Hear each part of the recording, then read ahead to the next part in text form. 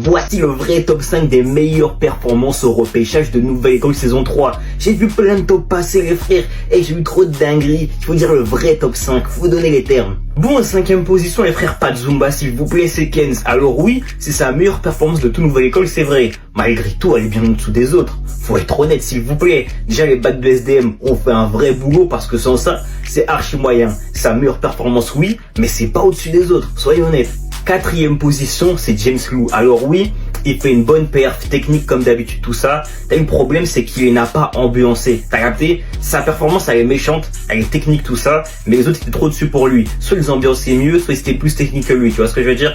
Lui, il n'a pas réussi à captiver tout le monde, ni le jury, ni le public. 3ème position, c'est Damis. En vrai, Damis, j'aurais pu le mettre 4ème à la place de James Lou, mais il y a eu son petit refrain là avec, donc je lui ai laissé un petit, ça c'était pas mal, t'as vu?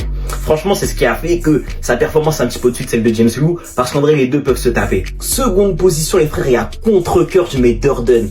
Durden, les frères, trop fort. Le rap, tout simplement. Et les frères, le voir partir aussitôt, ça fait de la peine parce que vraiment, il aurait pu aller bien plus loin.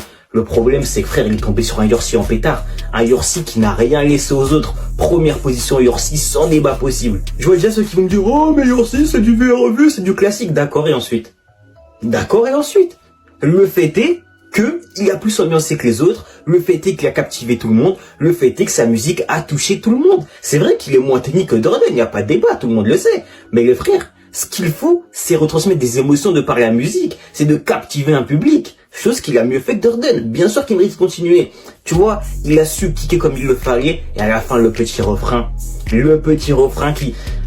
qui était puissant, les frères. Franchement, c'était sûr qu'il allait passer, c'était sûr et certain. Donc les frères, le vrai top 5, c'est Kenz, James Lou, Damis, Durden et Yorsi en premier. Sans débat possible.